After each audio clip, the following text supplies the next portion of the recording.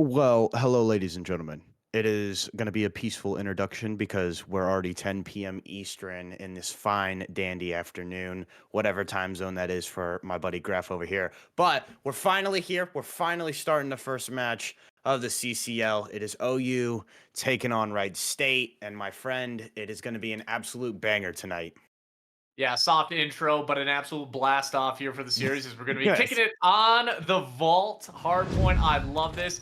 OU or Ohio University going up against Wright State, Ohio. They're 9-2 with a 25-7 map record. You kind of expect them to maybe bulldoze over the side of Wright State, but I'm curious to see what these Wright brothers have to say about it. Yeah, right. I can tell you right now, they are already having some words because Starbot able to find what 4 in the feed, nice and Ooh. early, and his buddy Snake lit. This is the duo to watch from Wright State. The AR combination from how these two play. Let me tell you, Snake is a little bit more passive, but you can already see Starbot is just flying in the feed. He already has 5. Well, he does drop as soon as I say his name for a second time, but Wright State, they're off to an early lead, and number 8.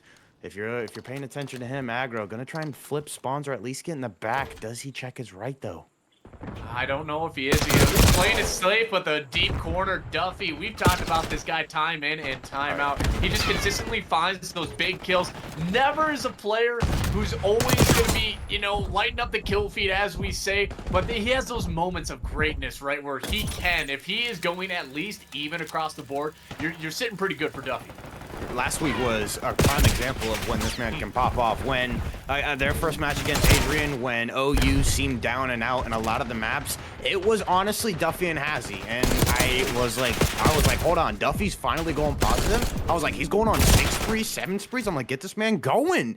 And ultimately, I feel like that's what we saw from OU. That's their top notch. When everybody's on point, when that 4th player is firing on all cylinders, that's when they can really kind of compete with some of the best. He was some of the best, but the one player I like how you highlighted it was Snake. He's not a person he's a little bit more passive, but when you see him start to coil up, you gotta wait for the strike, as they are currently still in the lead at the moment. They came off to a hot start in that P1. They got all 4 dead. They got around 18, 20 seconds, and they got around 30 here, or at least half of it towards that P2, but the P3, that is going to be the name of the game, as well as the rotations. You see Duffy already sitting in that top gold, not doing a whole lot, just making sure he's not losing those rotations. But number 8, he goes right below him, and then he gets bad timing. I don't think he knows he's coming in, and he absolutely will. And aggro, not a good angle from Duffy, not a fan of that positioning, as now that's 3 members down. You lose the P4 rotations. Tough stuff for OU. Yeah, and this map in particular tends to be their Achilles heel, which, I mean, we all saw the interview. We were there for the interview last week. We got to speak with Hazzy, and I asked him if it was a map thing because they seemed to struggle on Hard Point. And he was like, no. It was interesting because he was like, no, Vault is one of our favorite maps to play, as Dunk able to find a nice 3-piece there. But he was just like, it just came down to P4. That was the hill that they struggled on the most. And this is a redemption week, especially this map 1 against this Wright State. Let's see if they can fix things, as right now it's going to be a 2-man hit through the back. Broby's going to have to try and clean things up. He's able to find 1, isn't able to get the 2nd. That's going to be huge, but his teammates are here. His teammates are there, and they do win the spawns. I think it's Hazzy who's thinking, hey, once we get through the bottom goal, I'm just going to push in. I don't need to go all the way to top, so he secures the spawns. And the redemption game might be afoot. Hazzy coming away with 2, 12 and 9. This guy, he always puts up some great numbers, and he's consistently gotten better, I think, over this season as it's progressed. And he's probably the most well-developed player, I think, in OU. Broby, of course, being the new guy on the roster, he brings up a lot of highlights, but I think Hazzy, he's really upped his game this season. It has indeed, and it's elevated the plays of the subs, I really think, because being a main AR role with the captain that he is, he also transitions from sub time to time. But it's just like, I mean, on Vault, he has these takeover moments, which allows Broby to get back into maps. It allows Clutch to get back into maps. And then that's where he can get lost in the sauce and go back to that AR fundamental play style and let the subs kind of get loose. So I feel like it's just been a huge pickup with, I mean, we talk about the rosters, especially from last year to this year. It was a little bit concerning at the start of the season just because they lost a lot of their members. And again, it was just up to Hazzy being that returning player, kind of trying to, step up. But he's done a phenomenal job as they take the lead in this Vault hardpoint. getting the phenomenal step up in the captain, and give credit to the coach as well. Zalian in the background, just really handpicking the players, and so far it's paid off incredibly well for them as they're kind of sitting on that cusp. I'm not sure if they ended up getting ranked in that top 25, but they've been doing a great job overall. Even though Hazzy's been having himself a phenomenal map, Broby and Clutch, they are having a little bit of struggles to get going. Broby in particular, we have seen these types of inconsistent starts for him. So, but once he finds a three-piece, that is when he's going to activate the rest of his teammates. It's just all when he can start getting going, and everybody else from the side of OU is doing a good job at least keeping Wright State at bay. You can tell everybody's close to positive or even. So a good job out of Duffy to pick up some slack here. But again, it's Hazzy, the only positive one on this OU roster, who's honestly carrying his team and extending that league more and more. And this is a problem with this Wright State team. I did get to watch some of their VOD review, and Vault's hardpoint is a struggle for them just because they get out-rotated at times, and they have a tendency to, in the middle stage of these games, kind of start fighting hills from the front side more and more. And that's exactly what's happening right here. They do end up finding that break, but with 20 seconds, and they're going to fight for every single second to scrap. As long as they keep them spawning in the back, this is a beautiful trap. If Dunk is able to come away with one more, he does. That is beautiful. One did happen to slip by. That was Clutch. And now he's waiting for one more member. He doesn't realize he slipped into bottom vault, but Duffy, I love this position. We have seen him be in this position time in and time out. I don't think he knows a player has snuck by, but he is going to get a freebie in the back. Yes, he does. This should be the secure spawn, unless if that one player right below him, number 6, has something to say about it. Well, the Broby was able to find Starbot there, and I mean, phenomenal play. You highlighted it. It was crazy because if you were paying attention to the mini-map, Starbot being that roaming player for the side of Wright State, he was kind of circling pool area off spawn on that late P2. He saw that player slip by. He rewrapped the whole spawn towards P5. He made sure Duffy wasn't there, but just cruddy corners out of the side of the ratty player from Duffy, and he just makes everybody think he's somewhere else, and he pops out, makes a huge play for the side of OU on this P3 hill. But they are now spawning out trophy. This is going to be a little bit difficult. If you're Broby, you're going to have to go huge just like Duffy did. I think it's hilarious because Broby and Duffy, they're the only guys who have realistically fought for spawns in any circumstance, at least for the P4 rotation. I don't think I've seen Hazzy. I don't think I've seen Clutch, for whatever case, fight for it. And if you find Duffy, that's basically, hey, we know our back is secure. There's not going to be another player of OU. But it just works for them because Duffy just repositions himself incredibly well. Snakelit, though, trying to make a name for himself here. This game still close. 30 seconds left here on the P4. This is some good time you can earn. Unfortunately, Snake not able to get much more. Wasn't able to find anything else, and Dunk CJD now gonna have to play some sort of containment, trying to wait for his teammates to come off spawn. Isn't able to find much, and again, just Wright State fighting a hill from the front side. I will say they've done a good job at least keeping initial hills mixy in the backside, and I feel like it's just those big gunfights that they've lost that causes them to spawn out late, or honestly they just aren't able to solidify those spawns. So if you're Wright State, you're still alive here. You're only down 70. We're gonna see P1 for the 3rd time now, but it's just gonna have to be contest heavy, and ultimately you're gonna have to try and find find a flip here. You're going to have to find that flip, and they're not getting outslayed either. They're keeping up their momentum with it. Dunk, Ant, Starbot, Snake, they've been pulling their own weight. It's a matter of capitalization and prioritizing that hill time. They just haven't quite been able to do that yet. See what happens here. Dunk able to find another kill again. Does have his teammates spawning on P2, but this is situational because Clutch KD, he just wrapped that trophy area. He finds 3. Now, Wright State somehow gets gifted with trophy spawns, so this is going to be interesting. Let's see if Clutch is ready for it. He's not. It's up to Hazzy now, who has a sub in hand. It's going to be interesting because we've seen him run both guns. I do believe he's more of an AR player, but he's made huge waves with the sub. He's going to have to go even bigger. Tidal wave, some may say. He finds another one, and look at this. He's just going to cause all these Wright State players to turn their heads.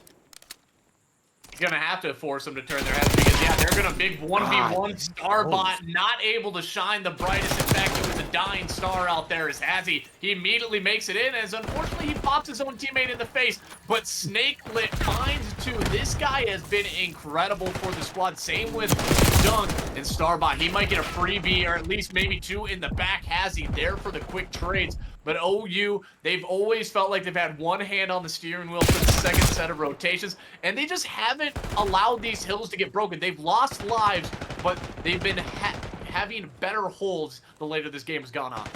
I think that does stem from the way OU plays. It's really like when they get that hill draft, it's almost like they start leaking out and they're like, all right, let's already think about new. They're trying to play for that like second hill when the first hill already pops, and the way they do it is they add layers. They have these players cut these defenders down, they cut the attackers down one by one. They get so much map presence ultimately to where they have you spawning at old. You're then in a negative situation. And ultimately, it's just like the map just unfolds at the sight of your hand. If you're Hazzy, you're just dancing with these players. Unfortunately, he falls. The toughest part now for the side of Wright. We've talked about a picture-perfect Call of Duty, and you cannot even play for the rotation in this moment. You essentially have to force stack this hill because any single second is going to get them to that 250 marker. Assuredly, Dumpy, he lights up one, lines up two, but doesn't matter. His teammates wise enough not to challenge OU. They go out to a dominating map one victory, even though it didn't necessarily feel like that when it came to the overall KD department. Not at the start, and that's kind of a theme with how OU plays these matches sometimes. I think they leave room for the other team to find those kills and keep up with them in the slaying department. It's just ultimately how well OU does on the hill. You know, they coined the term like controlled chaos, which is really weird, but I mean, it works for them. And I mean, I'm just shocked because somehow the maps end up going their way. And that's what the Marine Corps says, control the chaos and making sure that everything is going to be in front of you no matter how chaotic it is. But you have the entire view, you have the entire scope of the situation at hand. They're able to deal with it in excellent fashion. Now we go on into a map 2 here. Corpse, you look at another Hacienda. This seems to be a favorite map for them. I'm kind of curious if they've cooked up any types of new strategies. They have done what I like to say is these critical kills, these critical 1v1s, those opening bloods. They've been 50-50 on it, but when somebody has that icy factor, there's every single one of these players can do it.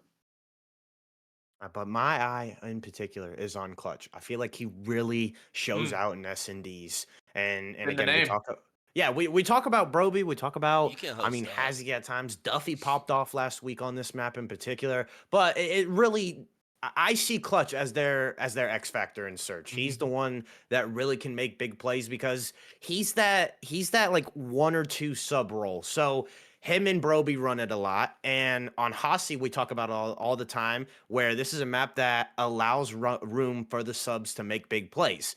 And if teams do their research, they're like, oh, we got to focus Broby. A lot of highlight, a lot of pressure on Broby, but that leaves room for Clutch JD to come in and just make impact plays, critical kills, opens up rooms for them to hit bomb sites. So he's my go-to guy on this OU roster. And Roby's one of those players when you play a team that knows how to trade effectively and is a high quality or high caliber squad, you almost have to restrain him a little bit, saying, hey, you cannot go rogue as much as we would like you to. Well, when they know they are outclassing the opponent, they let him loose. They let him do whatever he wants on the map, and they just kind of fill in the gaps around him. But when it comes to search and destroy, if you know that your opponent can keep up with you in that slay category, sometimes you got to keep him on a leash because he can simply go rogue and get caught out in those opening picks, which they haven't been bad at. But when they do lose them, or when they do get blooded, they lose a majority of those rounds. Yeah. I mean, we saw it last week against Adrian. They took him to what, two round 11s. I think it was like a round 10, a round 11 from map 2 and map 5. So don't get me wrong, it was fun to cast, but from my heart, man, I was like, whew, I was like, all right. But I will say I think that's something Wright State does fairly well. I think Mhm. they have a decent advantage in the first blood category, and it's going to stem from Starbot. Looking Starbucks? back at No. yeah, Starbucks. Like looking at their last week VOD against I don't know who they were playing, but they played Hossie Search, and he was that AR player that was chowing. He was the one that was kind of like Broby, getting very aggressive on the map, finding those first bloods. He did get traded, so it's a similar case in what we just said about Broby, and he did leave his teammates out to dry a little bit, but they did clutch up because they were doing more or less like a 1-3 strategy. So, Mm. I mean, Wright State has a game plan, and I'm interested to see how they'll play it tonight because the past two times that they've played Hossie, they have gone 0 for 2. So it seems to be a little bit of a weakness on the side of Wright State. And maybe they're trying to widen up their map pool. And I know you said that Vault wasn't the strong suit for the side No. of OU, and maybe that's one thing where at us as casters, we kind of see it from a different light, a different Ready. perspective from the players actually in it. Maybe they're winning these games, handedly in scrims or whatever. But sometimes when it comes to stream, you're winning at 250, 200. You don't want to be winning with that close of a margin or 250, 230. You want to be winning that consistent 250 to the 138 like they just did. So Yeah. just making sure they're working on the fundamentals. This team has it down. I don't think to perfection, but they've done an incredible job at it. Like you said, they leave those openings for those teams to find kills. The other teams just don't have those fundamentals to capitalize upon it. And so they have to keep that in mind when they play a good slaying squad that at least knows how to hop on into the hill next time. We'll see what happens. We'll save that for a map 4 if it Mm. comes to it. That is another Hossie hard point. And like I said, that is that map 4. But right now we're heading into map 2, which is Hossie S&D. It should be coming up shortly. Players are loading into lobbies. Um, I am interested because this is such a creative map graph. I mean, all the possibilities can happen on this, and it leaves a variety of plays for your team to kind of make. Yeah, I love it. Every single time you say creativity and Hacienda, they go hand in hand Yeah, because the rest of the maps, they don't have that. It's very basic. You have your consistent 3 lanes. Everybody's able to guard a lane if they want to. They can go in that 2-1-1 strategy where you have 2 players push 1 lane, one holding middle, one holding left, one holding right, whatever the case is. In Hacienda, there's a lot more variety. You can't be holding every single entrance, every single angle of approach. So you realistically have to rely on your either retakes or playing in that fundamental 3-1 pick situation. we'll see what happens. Map 2 getting underway. We're gonna hop on board with Hazy first. The AR gonna be challenging. This is the matchup I'm thinking. AR and Starbot, those two. These top windows are gonna have to be crucial. But look at this. They slide on into B. This is a 4-man hit. They're met with aggro though. He's gonna have to hold the line. Fortunately, he gets first blooded. He does get first blood. That's the bait and switch, the classic maneuver as Starbot, he comes in through middle, and there's no trophies. Remember that. And they just slide out. They get this challenge. Snakelet is there. He takes up one more, and he's going to back up himself. Realizes he's not in the advantageous situation. Number 2, Duffy, holding this corner. And this is going to be a little bit of an off corner. Yeah, you're just not ready for that side. It's a 1v3. Dunk, CJ. Can he make a clutch 1v3 with 20 seconds? I don't think so, but he's going to try to do everything in his power to make that happen. It was interesting. He was in that back boathouse. He literally wrapped office and sat office till his teammate died. He decided to wrap towards the plat on A, and then finally went towards the middle of the map right there. But if you're OU, you play it fundamentally. You just have one sit on the flank, 2 around the bomb site, and I mean, just good job out of them. I mean, first blood going their way. You talked about it. That's going to be the critical factor in map 2. Whatever team can find the first blood and how they can kind of stem off of it. What's in your toolkit as well, especially with Oh yeah. opening breaks towards that B site, not having any trophies? You would like to see a few more grenades or team nades coming on in, somebody holding off, waiting for that second, and tries to get some definitive opening damage or a kill to make that retake a tad bit easier. But Starbot, good shots onto Hazy. We've seen him in these types of situations before, and he goes out, finds a second. Broby there for the trade. 2 members, they were sticking together for OU, but they find themselves down here in a 2v3. Oh, some shaky shots out of Broby right there. He's not able to find the second. Now you're leaving Duffy in a 1v3. We've seen this man ice up again last week. He went huge. He was 10-5 within the first, like, 8 rounds, and it was insane. Oh. Already got 2 right there. He's got fresh 45 seconds to work with. The hard thing is both players from Wright State are playing this perfectly. One bottom connector, one just playing for top secret info. Yeah, so he's going to have to isolate that player in bottom connector first because the one towards the outside, towards that outer fence, he is going to be, if he drops middle, he can get caught in the crossfire. Duffy's doing everything he can to try to clear out these angles, and will he get one onto him? And yeah, oh, I thought he was maybe ready for that challenge. Unfortunately, he's just not going to have enough time to win these gunfights. I mean, aggro, trying to stay alive. He should for the moment, but the other player, he just immediately runs away, realizes it. Duffy, he unfortunately needed to move a little bit quicker and need to be ready for that gunfight. I don't know if I like that, Graf.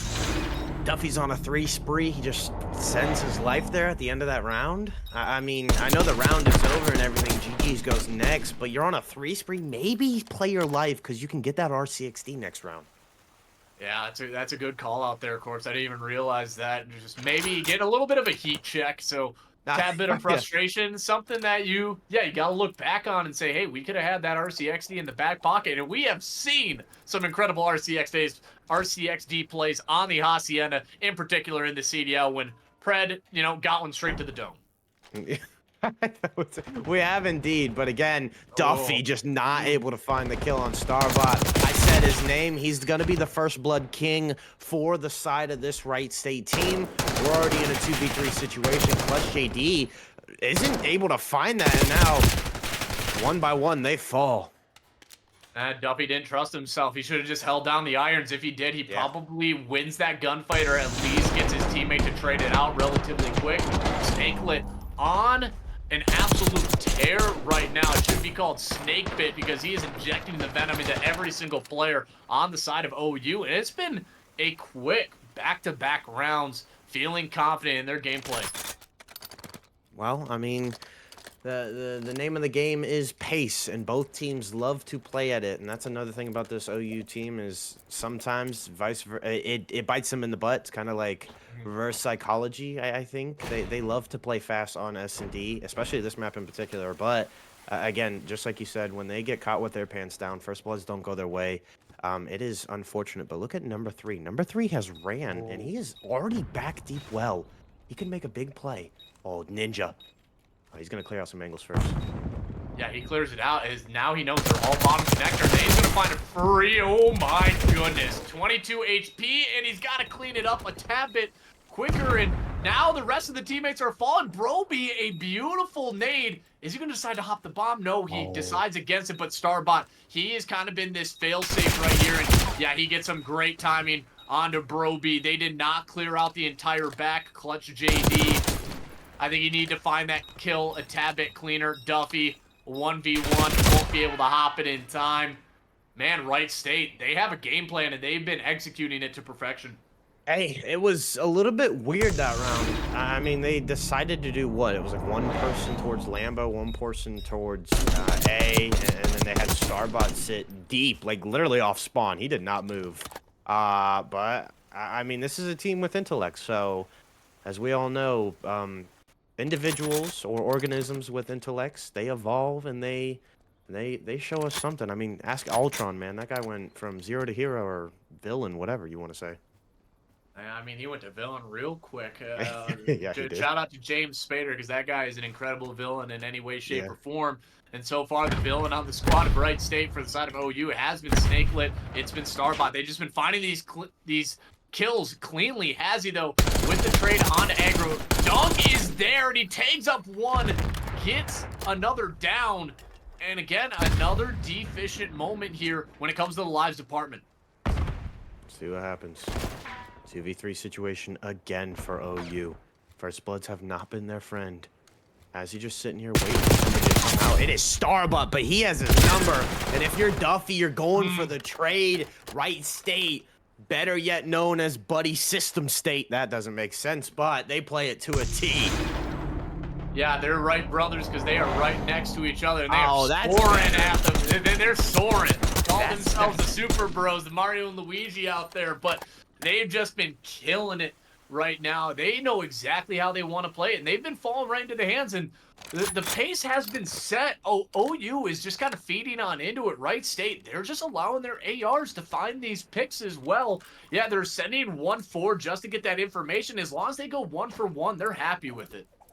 And it's been interesting too because it seems like Wright State is calling or play calling every round to match OU. We've seen that 2 times now. OU or the Bobcats have tried to hit that B bomb site, and every time it's a 2-2 split from the side of Wright State. They play those headies to perfection. They at least take down one before those initial players flood in, and ultimately again it's just trade after trade. And Heady Central, they're winning their gunfights.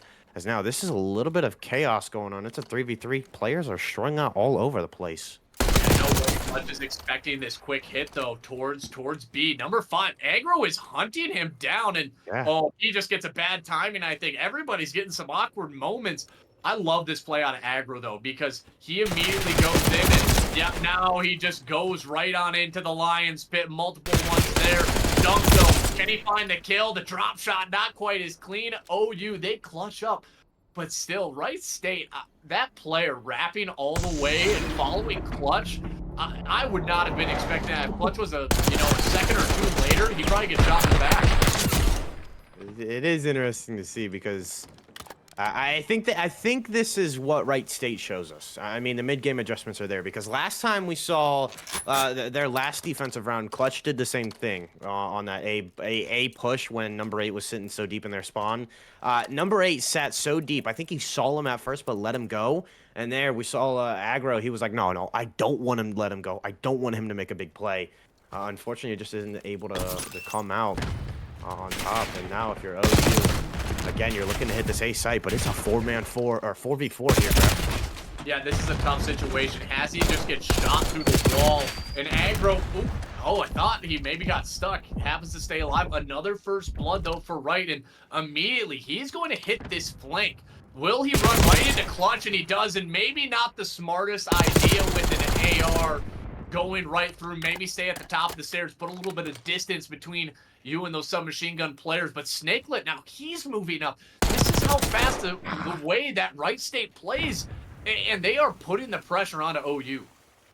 It's huge because look, he's back out. He's gotten away with his life. I mean, he's able to fall back to his teammates. I will say his teammates have accommodated well. They've left one lurking through the middle of the map, and they also have one at B. So we'll see what happens. As now Broby has reached his top office, isn't able to get the timing. I think they know Clutch JD is on this bomb site as well. They delayed him with the wall shots, and oh my days, OU. We talk about how Hossie is a strong point. They are as brittle as a cookie right now. He does have timing, though, to get this plant off. Starbot's not going to allow this. Yeah, no, he's right there for the reposition. Wright State, they have been dominating. This hasn't even been close. OU. Again, OU needs to slow things down. They're just running right on into it. Play for a pick because that's all Wright State has been doing. Is immediately they try to take space on the map. So if you are just holding your angles like how Duffy was in that opening round, Wright State's going to fall right into your hand. OU, they have not adapted their strategy whatsoever. And I feel like mid-game adjustments has been hard for OU. I mean, this has been a team that has excelled week by week, and they have dominated the middle of the pack teams. But again, I'm going to keep going back to it. You look at week 3 when they played the top 2, or they played 2 top 25 teams, and it was just like they struggled. And they had their, and it seemed like Ohio State and UC had their numbers as well. But it's just like they didn't seem to change anything in their gameplay during those matches that week, and it was hard to watch because it's like, hey. It's almost like the definition of insanity. They're going to stick with it. They tried to keep on running it, and unfortunately, the outcome wasn't the same. Or different. I don't know. Yeah, the outcome was a tad bit different. And now look at where Dunk is. He's trying to catch out one of these players. I don't think anybody from OU is going to push out towards that B site, but Broby catches him out, makes sure he finds that kill and is securing it. It's a 2v4. Stack up. Make sure you are playing these trades. Number 2, though, he kind of is left on an island here, and I mean, Duffy, no idea that 2 players players are around him. Broby, though, should find the kill. It's a 1v3. He's going hunting for that last player. Oh. Pistol out. The shot's not like John Wick. 1v3 situation for aggro. Cleaned up from the AR. I think Hazzy's able to find that last kill, so good job out of him. They're fighting back here. 5-2 curse always seems to be a thing in Call of Duty. Well, are we going to be able to see it on a Hasi search? It's always hard to do it because from what I've seen so far, OU seems to do well on their defense. It's just been their offense that has been a little bit of a struggle, and it really stems from those first bloods again. I mean, they commit so much to a bomb site that when that first blood happens, everybody just stops. They don't try and get the bomb down. They don't try and force anything. They just wait for maybe a free pick, and Wright State is outpaced them, outplayed them. I don't know, outweighted them. Whatever. Broby, first blood. Yeah, Broby finds the first, and they have been getting dominated on that right side hallway towards B. I think that's kind of been the difference maker. Snakelet and Starbot have done a phenomenal job of backing down those players. Hazzy, I think, has lost or gotten blooded 3 times from that area. And so, yeah, you take one down, you take a little bit of a different route. It's a 3v4. You're putting it into the hands of Wright State. And guess what? They're sticking together as a unit here. They have a setup there adjusting what they're doing now. Starbot, though, will take one down on Hazzy. 22 seconds. Can't let this one slip. No.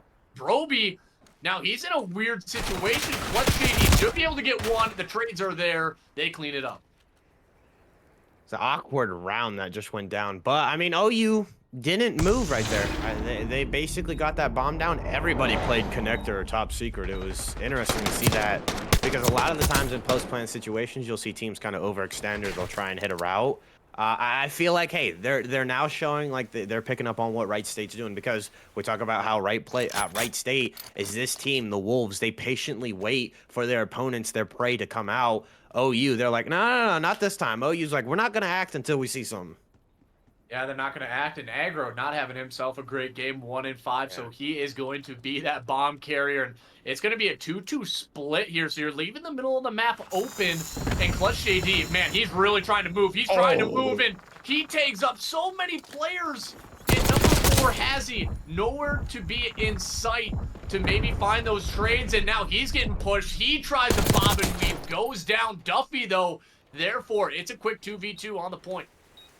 Bomb is planted at A, though, so they did not wrap. OU knows this. They have information on Dunk. Wallbangs are going to come through. This is a sticky situation. Players are split for the side of Wright State. If you're OU, you just need to trade out one. You need to flush it out before the players get there. Aggro's able to find a huge kill, and now if you're Duffy, you have to go hunting. He's able to find one. He's been in these 1v3s, 1v2s all night. Does he know? Did he see Dunk's head? He didn't. Oh, the shots don't come through. He's able to find him in the nick of time, and Duffy, by the hair of your chinny chin chin, my friends. Oh, I don't know. If you're Dunk, you may be wearing one size too big. Oh my, I mean, what was that timing like? Because he hopped up on the apple crates, like, or the grape crates, whatever they're called. But, I mean, literally, he just, what? I mean, he just choked all of his shots. Oh, I mean, I don't think he's expecting Duffy to lay down there because, I mean, Duffy's mentality is he's playing for the person to go to top secret. So he's playing for that gunfight, maybe lay in a weird off angle to where you're not expecting it, which, I mean, kudos to Duffy for doing that because, I mean, you stay alive in this. You force a round 11, baby. They have come back from 5-2, Graf.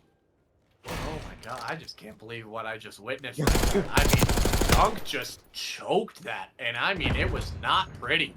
And you go right back to the situation. Aggro, he ends up getting taken down by Broby. Clutch is there, and now maybe the adjustments have been made. Wright State, you had played aggressive this whole time, and what have they done in these last few rounds? They've played a tad bit more passive, and OU, they've just continued to play aggressive. They're giving no space to the side of Wright State.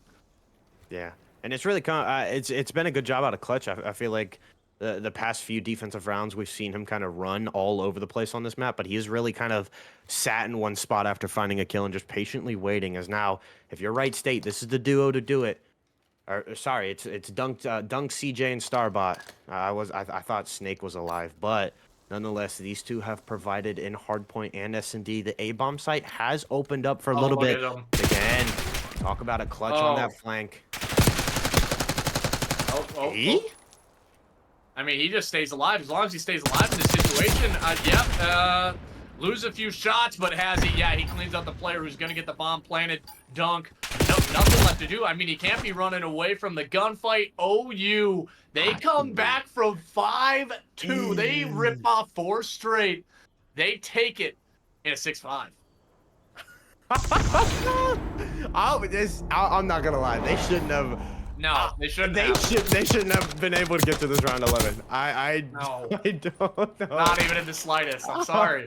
Like, no, yeah, because don't get me wrong. Like, I'm an OU guy and everything. I still cast unbiasedly and stuff like that. But it is crazy to believe how, like, I'm baffled. I don't even think we should have won that round 10, dude. Like, Oh man, and just think about the mental. If you are Wright State, oh yeah, all of his teammates are watching his POV. Him miss it, run away, get shot in the back to lose the round, and maybe that's that confidence where it just immediately dipped off, and that's a tough loss here, Corpse. If you're going on into this map 3 onto the Vault Control, you can't be feeling good about it. No, you can't. And I love that you pointed it out because even though Dunk was the one that lost the gunfight, it still affects star players like Starbot, Snakelet. Again, the 2 providers that have really been finding kills for them, double kills, triple kills. They're sitting there just like, oh my God. They're like I don't mean to put it harshly, but they're just like, dude, like it's almost a freebie. He handed it. It's right in front of you. Yeah. And then you just have to be like, all right, let's go play offense. Like that's not fun. But if there's any room for confidence, if there's any room to regain graph, it is on this. Yeah. Control has been their strength. Again, the past 3 weeks, they have went 2-1 on Vault Control. They have showed dominance even in protocol maps. So this is a team that, again, they know how to heat up, they know how to slay, they know how to get you pinned down where you want it. It's all about, if you're OU, how can you get out of your spawn on offense? That's going to be the bigger question, and just making sure you're playing together and not trying to make those individual moments. We've seen that kind of shine through, especially in that search. You saw players try to find their openings, and again, there was a lot of shaky shots there. Even Clutch, no trigger discipline when he kind of saw that player running. He wasn't able to kill it in that round 11. Granted, they had it in the bag once they spotted those 2 players, but you just got to realize when is the right opportunity to strike. And I feel like right now, OU, they came in with a little bit of overconfidence, and that search and destroy might have been a little bit of a stunner for them. Yeah, they're going to have to pump the brakes real quick, and they do that by finding the first 3 dead in Vault. Because now this is a 2-man stack on A. The player to watch is number 7 here. He's trying to find something towards top cat. Dunk CJ in his timing, and he's only able to find 1 before he falls, but his teammates able to find the next 3. If you're Broby, you can't just do much. He's outgunned. Yeah, simply too many guns aimed at him, and oh my God, aggro just gets beamed from Azzy. The turn, the 45-degree turn and burn. Starbot, he's on the point. He just gets slid on. My goodness, the players OU already hopping onto that B site. That player isn't able to find much. Broby now on day. They have 2 ticks. They've done a good job of at least keeping the time stopped by going between both of these zones. It's been impressive because we have seen this OU team at least the past 2 weeks. They tend to get in some nail biters when they do that, but that's a clean 3 dead. Because again, the player to watch is Dunk CJ. I think he has some timing here, but Broby should have seen him. Broby lets it go away. We talk about trigger discipline. He holds it too long. I think Broby was on the chase. He didn't have a clean shot at him, but eventually they find 2, make it 3. All 4 are down. Get the triple stack in, gentlemen, or they're just going to get the 2 and make sure it goes by in the ticks department. As Broby, he's just, easy pickings for him. As is going to be Dunk, last remaining member. There comes the final tick. This is a dominant offense here from OU. Huge round, especially in the tick side of things, because if I'm not mistaken, does BO6 do this thing where it counts ticks for both players being on zone? How do you mean? So, like, if two people are stacking a zone, does each person get 1 tick to their like objective score? I would believe so. Okay. I think if you're on there when it gets captured, yeah, either player will get that objective score. At least they should. Clutch though, everybody on a team spree for Yeah. OU, looking good. They have found the flurry of kills when they needed them. They've capitalized upon them. The hail of gunfire simply too strong from the side of OU. Yeah, we're starting out with a nice trade. Right State, though, able to get the better of them. Broby keeping him at bay. He's on a 3 spree. They haven't stopped, but it's Starbot. Able to slide in. I swear that's that dude's favorite move. But unfortunately, gets instantly traded out. I mean, Wright State, this has been a little bit of a slow developing round, and they're doing a good job. It's been even so far. Yeah, they've been trading out the kills, but that's just not going to cut it, especially No. against the team of OU once they find that double, which all the players are capable of having those opportune moments. And oh, Dunk, he just cannot catch a break since that search and destroy. Clutch JD going to come in, should be able to at least find one, but no, Oh. Starbot ready for it. He has been that aggressive AR, and I love that out of Wright State. These guys are a little bit of an underrated roster. Maybe it's just a matter of working on the fundamentals that allows this team to catapult themselves into that higher echelon. I 100% agree with you because, again, Snakelet and Starbot have been a great duo for the side of the ARs, and it's really just been a lack of the subs, I think, for the side of Wright State. They have not had really many convincing wins against these top echelon teams. I mean, they got 3-0'd by Indiana a couple weeks ago. I mean, even in some of their lower tier matchups, you look at Northwood's academy team, which isn't the greatest. They are one of the worst teams in this division. They got taken to like a map 4 and the hard points were close. So it's just been a rough start for Wright State. They're gonna try and turn it around in this second split for the CCL, but they find a nice 3 dead. They're up 4 in the lives, and I mean, right now, dude, that double by Clutch is not gonna help you. Oh my, no way. I thought he was about to pull off that 3. I do not know how he even won that second, had a chance at the third, but too easy for him, and they pull all the players back. Broby, he is thriving at the moment. This is an interesting because I think Control is Broby's best mode, where he's just able to play around the clock and just take these different types of routes that allow the rest of his teammates to essentially hold down the angles, and he's can roam freely. Talk about roam freely. Has he? Has re-wrapped their spawn, went through P2. He's gonna try and find something here, but it's Broby again who finds 2 in the feed and leave it up to the captain to finish it off with a nice 2-piece. Honestly, OU controlled chaos. They run around the map with chickens, like chickens with their heads cut off, but they do it to a T. And I love that you noted that out because I feel like that's something Broby has kind of taken into account in his gameplay. We talk about how Control is starting to show as his best game mode. Hardpoint, he's had some slow starts, and I mean, even last week when we look at the Adrian matchup, that was the game mode where he turned up. I mean, he had a slow start in this map 3, which was Vault Control as well against those Bulldogs, but in the back half, when they were able to, like they were down 2-0, he was like, all right, it's my time to shine. And then the man dropped like 39. He's able to be that Swiss Army knife for the squad. The versatility that he's able to maneuver on the map and just transition so easily is probably the best part of his gameplay, especially when it comes to the control. And so when you are shutting him down, you're kind of shutting the rest of the roster down, not in the sense of that they can't make the kills or the plays, but you don't see too many of their other players, especially in the control, just really starting to get pushed up towards the other team's spawn. I mean, he's the only one that comes to my mind. So, as we're seeing here, 3 dead in the feed. The kill keeps lighting up green. Duffy checking on top cat. He's like, I got that in the back of my mind. And again, another 2-man stack on this A zone. 2 ticks down already. They have even more time on the clock to fiddle with their food at B. Yeah, they're fiddling it with it for sure as they're about to capture onto this A site. One more player sitting in the lower vault. They don't know he's there. Number 7. Dunk is waiting patiently, but he's going to have to go. Broby, if he wins that gunfight, this round could be over. Has he, though, already taken a route? Duffy from range grabs a few. 2 minutes left. You're up by 7 lives. This is the map for OU to lose. I think it's Dame time, right? It is map overload, map overtake. You have 2 people in your spawn. If you're the side of Wright State, they are able to fly in clutch. But again, who's top art? It's none other than the captain.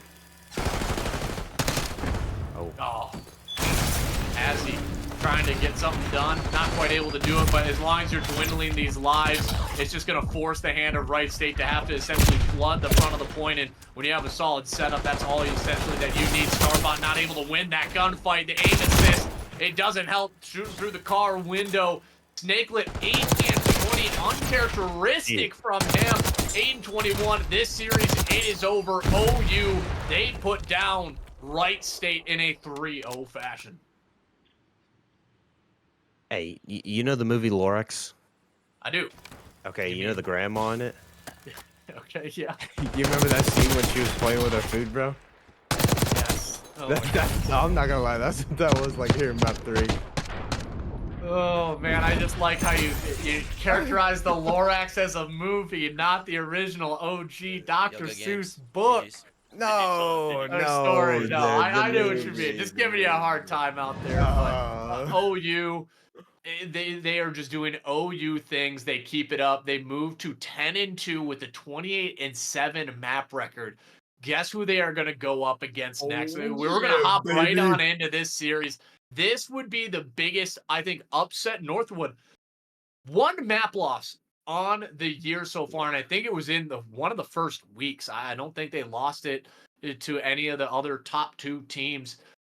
This is the series everybody's been waiting for. I'm excited for it, and if you guys know me on my Twitter feed, hey, this is the one I highlighted, and ultimately, it's a tall task. It's a tall task for OU because we've seen them now for what, like 10-ish weeks. I mean, you came and went a couple weeks because of I think like other matches and rally and whatnot, but we have consistently watched these guys for the past 5 weeks at least, and they have dominated the middle of the pack teams. They have cemented themselves as that top dog when it comes to the middle school.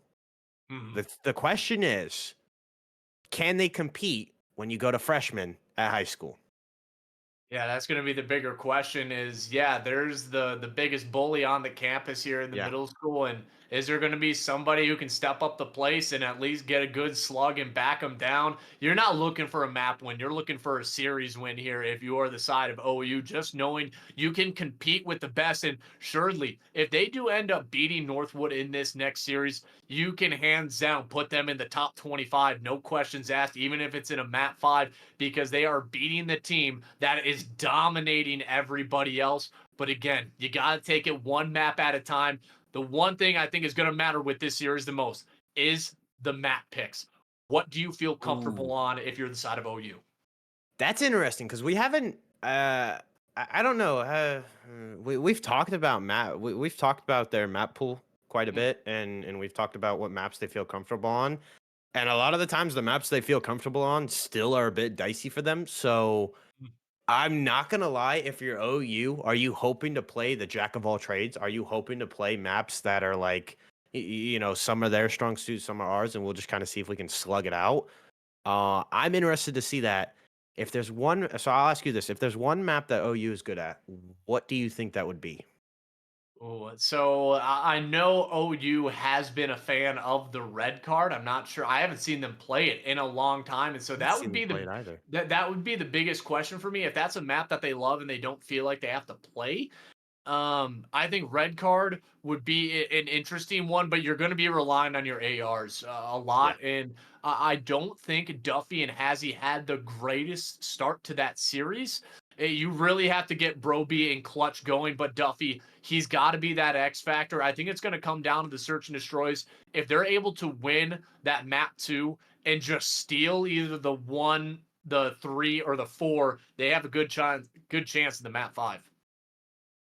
We'll see. We'll see. I mean, we just saw you make a massive comeback on Hossie Search, so map 5 may be the success, ladies and gentlemen. We're going to go to a brief break before the most anticipated matchup against Northwood Blue.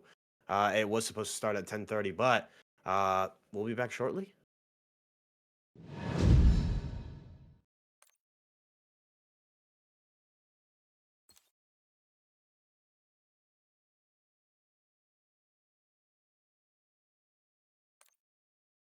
Oh,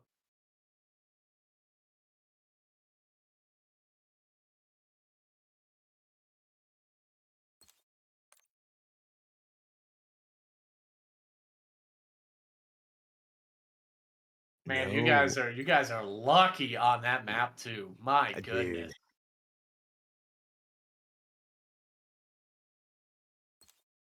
Oh, really? Um, dude, I cannot believe that they fucked up Dude, that kill. I they couldn't even lost. have killed him. Oh man, that They was lost full after that, bro. No way they yeah. were heading into that control with any confidence. Dude. Oh Okay. shit. Woo! I gotta pee What anyway. I have gotta you get some water. guys Zale, have you guys talked about the series that you want to play against them? Yeah.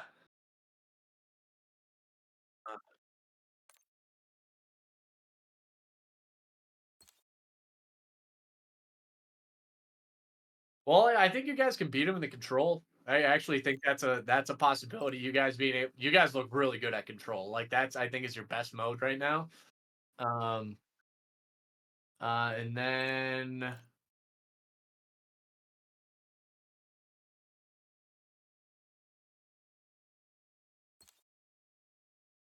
yeah, yeah. Yeah. Yeah, I think who somebody came in and was like, "Oh, this is gonna be an easy series." I was like, "I don't know. You guys kind of came in a little overconfident there." See, the way that you guys played last week, that's like what you guys need again. Like you guys were playing like perfect COD. It was so good. Yeah. Like I mean, yeah, dude, do you guys go with a hacienda again though? Like do you I-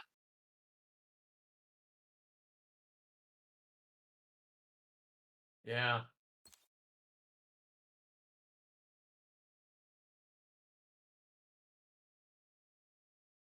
Is your guys is your guys' favorite map still red card, hardpoint? Oh, I thought it was.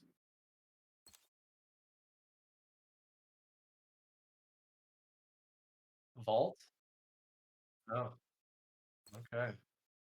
Yeah, you guys, I mean, you get played against Adrian, you won at 250, 245, but whew, I'm looking at all your matches right now to kind of see where you guys beat a team two. Yeah, good. Yeah, you beat a team 250 to 16. Oh god, that was just embarrassing. Ugh. That was 8. Yeah, Evansville. Yeah, jeez. Yeah, I mean, you guys are cooking teams in most hard points, to be honest.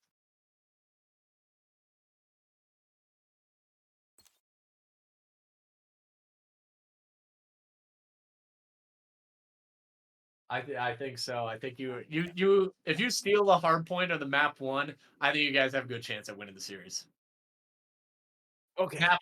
Map 1, dude, you guys need to clutch it up. Hang on, I'm gonna hop over to Aqua's chat here real quick. Message me if they're started up and stuff like that. Oh, I can see the screening corpse, but yeah, let me know.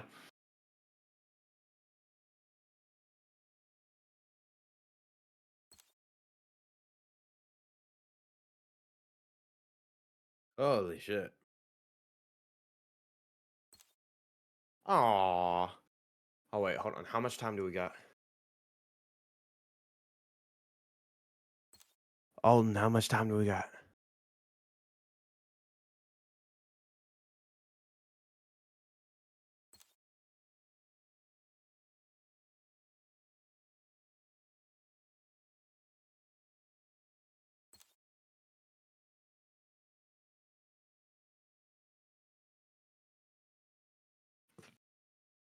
Oh.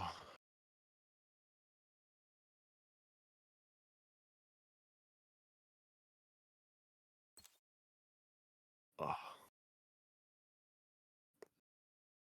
Dude, who's on this roster?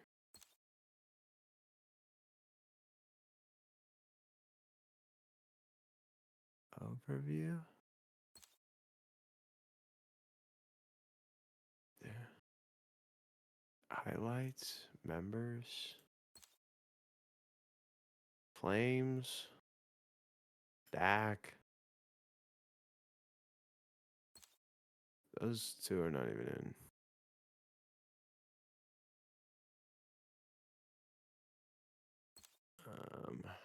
Highlights. Dun dun dun.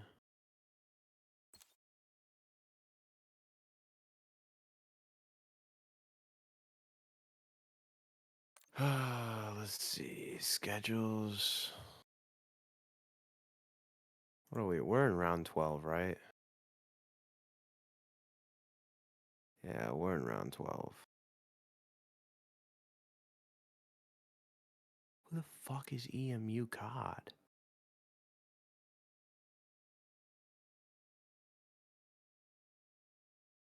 That'd be good. That'd be good.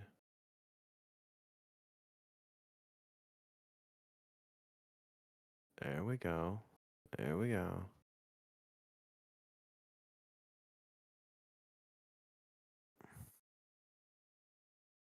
Round 13. Oh.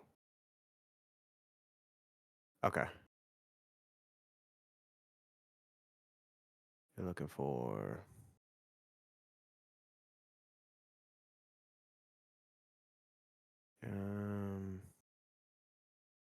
East. Where is... East. That may not happen. You're looking for one of these guys to take a map. Dun-dun-dun-dun-dun. Oh, shoot. I gotta go. Whoops. I got... Okay. No, I was... I didn't know we were in a lobby. I'm not gonna lie.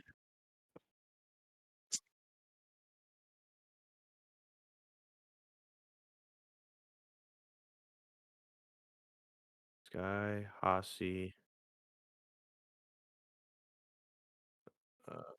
Yeah. Sky, Hossie. Vault.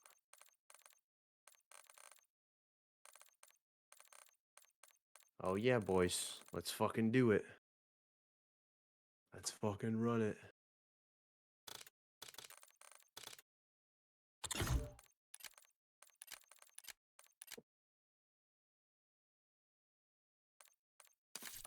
Let me make sure I got my names right. Team identity. Team identity. Northwood. Blue.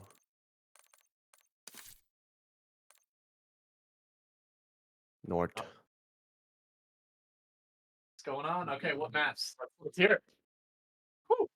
Oh, we got a banger, bro. We got a Ooh. skyline to start it off. Oh no, I don't like that. I We like got that. we got fucking bar for bar city, and then we go Hossie, and then we go Vault, Okay, and then we go okay. Hossie, Okay. and then we hit it back with the skyline. Oh god, I'm not liking the skyline picks, you boys. I'm not liking it. Oh, they got flames? Oh shit. Oh shit. Okay, here we go. Woo! Excited for it. Let's do it. I got oh fuck, flames, Dak, Diem? Damn. Okay. All right. Well, this is a top challengers team. If you guys can beat them, you guys can probably do pretty well in challengers. All right. All right. Ready for it. All right. All right, you can tell them we're ready. Like the game.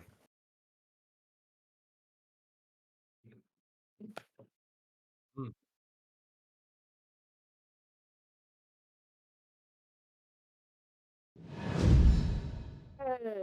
Welcome back, party people. No, I'm just kidding. OU COD, OU fans. How we doing? The most anticipated, the most I don't even know any other words but that word. We got a fun one. It is Northwood Blue Hmm. Graph. We just got done with a little bit of a thriller series, even though it was a 3-0.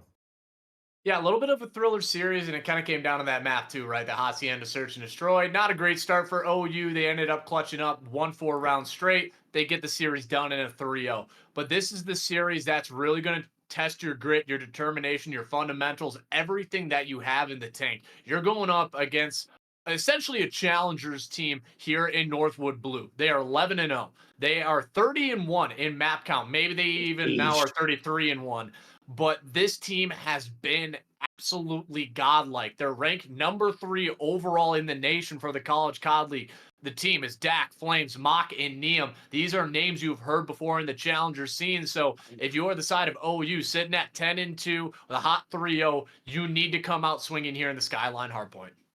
You said all of those names. The pressure's on David versus Goliath, some may say, Yeah. and ultimately, even just what you said right there, that little bit of a statistics that anybody can find on the college website, it seems overbearing. It seems monumental to try and climb. Honestly, Rocky, they are staring up those steps and they are looking at them like it is the Great Pyramids. They are, oh my God, so many.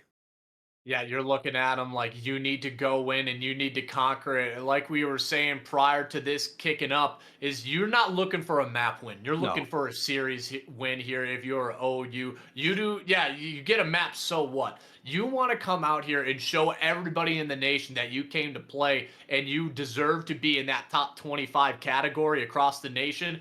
And now you're going up on a Skyline. Not my favorite pick, I think, for the side of OU, but we'll see if they can get it done.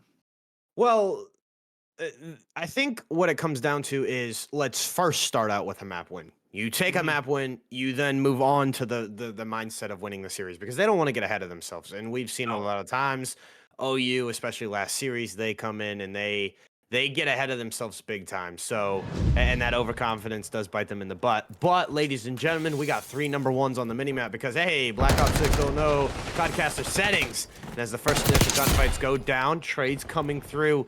P1 on Skyline is always going to be contest heavy. It's going to be a little bit difficult. They're going to try and fight for these P2 spawns here. Yeah, and Dak already put himself in a phenomenal position. He just wins the gunfight towards the top AC. He flips the map, and they are just winning outright. They're going to start to collect a little bit of time here onto this P1 and everything. It feels a little chaotic here inside of OU. You want to slow it down, start playing for your trades, start playing for your picks.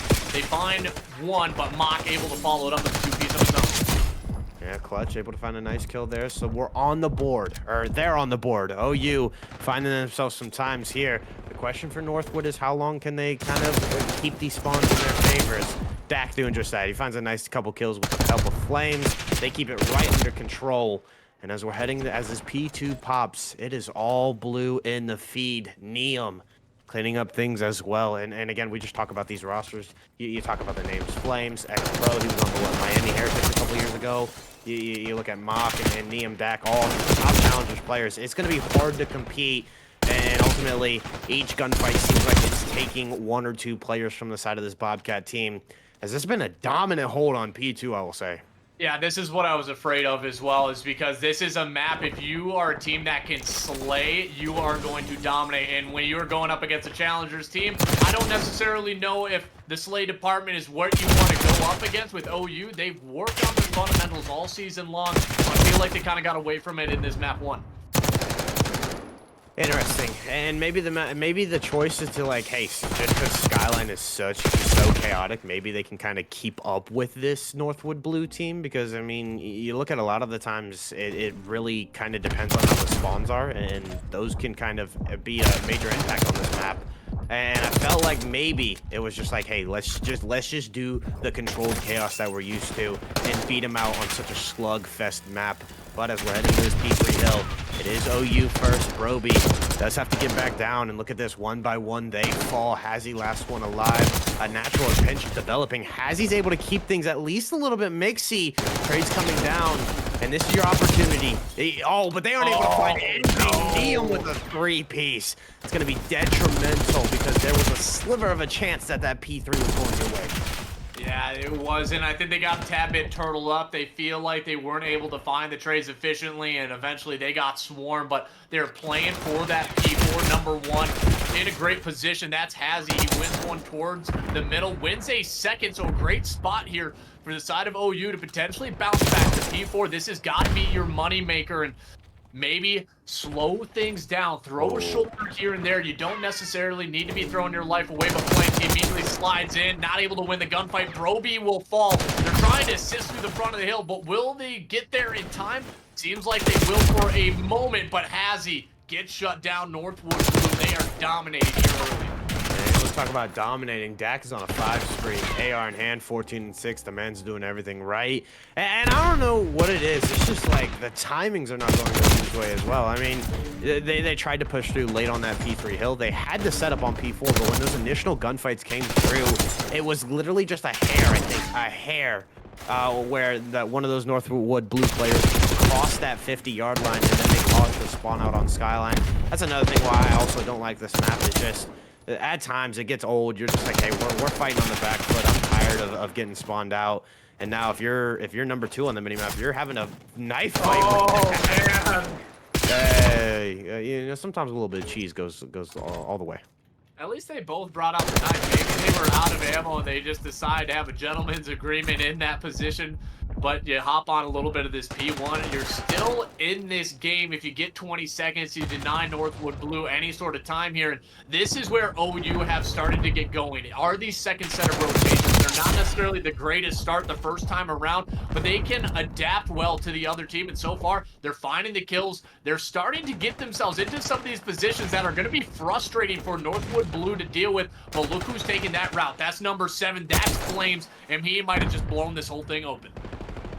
Yeah, he's ironing up some sights. He isn't able to get away, though, so P1 still scrappy as ever. It's nice 3 dead for the side of this OU team. You're looking for that clean 4, though. You haven't really had it. There's only been like 1 or 2 times where they've had a 4 dead and solid time has gone their way, which I feel like is why they've always had that constant pressure of kind of fighting on the back foot. And if you're Hazzy, you're trying to do much, but you're only able to find 1. Your teammates are now spawning out. It's all up to number 1, the third number 1, who Broby again is having a struggle here. He's 10 and 18. I mean, you look at all the other players; they're also negative, but it's Broby. We talk about time and time again. I mean, Hazzy's sliding on these dudes. You got to have some help here. Yeah, it feels like they're all trying to play individually, and somebody's just kind of left in these isolated situations. Clutch to JD, he's doing a great job, and maybe it's time to pull out the 3rd submachine gun, and maybe that's what Hazzy's deciding to do. But everybody from Northwood Blue, they are dominating. We haven't seen this happen for the side of OU in a long time, maybe since the 2nd week of the College COD League. Dak 24 and 11. There is a reason why this team is 30 and 1 in map count. Yeah, they are showing it by their KDs. They are showing it by the scoreboard. Setting the tone, map 1. And again, if you look at all these green arrows, they are playing so deep towards that back grass area. They left that P3 open through the front side. And that's another thing I feel like Northwood Blue is, when you look at it, it's like, oh yeah, their stats and everything. Yeah, they're the top because they're 31. But this is the reason why. The way they kind of pick apart teams. They had 1 person on the Flames. The comms came through that everybody was turtled back, cobbled back grass, and then everybody just decided, all right, fine, we're gonna flood kitchen and make you try and retake this. Such a great play from the north side of the Northwood Blue team, and they're out to what is that, 120, 140 point lead? I can't do it. Yeah, Yeah, roughly around that. Flames is streaked out. You have not found a point since that P1, so it has been perfect for Northwood Blue. They know exactly how they want to play. Has is going out, wins one, so you might get a little bit of time over here towards the end of the Kitchen Hill, but you have been getting cooked left and right. If you are OU, you finally get a second on the board, and now you're in another P4 situation. You can tell they are playing a tad bit scared. They aren't feeling confident that they're able to win the gunfights. Has he stopped shooting? And now you are in a tough spot here once again for OU. Spawning right on the hill. Clutch JD with a nice double. They invest a cruise, which kills the teammates. So Spawn is back in your control. I think that was Flames, not the best usage of the Hellstorm, but he was in the pros for a reason. He can redeem himself. Kills now starting to go the way. Clutch JD finding another one on time, and this has been the most solid, the most signs of life hold for the side of this Bobcat team. What can you do with 20 seconds left? The lead has been now cut down to 100, but it's still such a big deficit. You're looking for just that full 60, though. This hill would be a big motivational boost. Yeah, motivational boost, but 15 seconds. Northwood Blue, they're so confident. They're just gonna fight for every single second of scrap. They don't feel like the side of OU is gonna be able to hold a P1, hold a P2, so they're just gonna fight for the P4 instead. Get themselves across that 200-point marker. This has been an absolute brawl here towards the P1. It's been honestly OU's best opening since that second set of rotations popped. The hard part for this OU team is when they get that 4 dead. Like when they are the ones getting blooded and ultimately they get the spawn outs. That's when everything just seems to go to shambles because they have the setups at times. They are able to kind of beat Northwood Blue to it, and Mock is able to slide off, find a kill with the pistol. As it is 220 to 118, you are now trying to flood your way through Kitchen. You get Mock, but you aren't able to find kills on the time. But JD's able to. And again, you look at the KDs, Hazzy and Clutch have done their best in this map to keep up with the Slayers from the side of Northwood, but it has been a struggling performance from Broby and Duffy. Yeah, and this is kind of the concern that we've talked about with Duffy when he goes against these higher echelon teams. Can he keep up in that Slay department? Is currently 16 at 36, below the double negative marker, but Mock, oh my goodness, look at the tracking. It is beautiful. It's 4 dead in the feed. My goodness, Northwood Blue putting OU in the dirt. Then map 1, 250 to 118. You could not have said it better. It is I mean we're not here to put teams down, but it was almost a 100-point club. That's how bad it was. Almost a 100-point club. And Flames just dropped to 37, and I mean imagine if this goes to 250 to 245. That man drops probably 60 on the map. If that, but my goodness, you take a look at the overall damage output. Neum, 37 and 26, 4,000 damage. And then on the other side, you have Dak, 33 and 18. Again, everybody around that 4,000 damage. And then Flames, not having to do a whole lot, feeling pretty confident in the hill, 2,500 damage, minute 44 in the hill. You're feeling good. Yeah, he's just sitting there. He's chilling. You always need an OBJ player, even on the best of the best roster. Something to know is Broby had 3K damage, which was the highest on their team, yet sat at 17 kills. That man was, he was either flying in there and nobody was there for a trade, or he was putting bullets into everybody, and again, nobody was there to find a kill. So that's a bit hard to swallow. I think a little bit of frustration coming on in for the side of OU. And, they come in, they know that this is going to be a tough series. It's got to be a gauntlet. You might have some of these very tough maps. And so you're looking at it going into that search and destroy. And the strongest mode is that control, I think, for the side of OU. Going into a vault for the map 3, I think that's where you have to capitalize. But let's talk about what we have coming up here in the search and destroy. It's the Hacienda. We saw them win into 6-5, a little bit scary. What do you think they've done this time around that's going to allow them to maybe get the edge against this Northwood Blue squad? I feel like no matter what you do, no matter what the round score says, you need to play 4-man stacks. I feel like that is the answer to all the problems here, because Northwood Blue, we talk about this team and how great they are, and the statistics prove everything. Map 1 proved everything.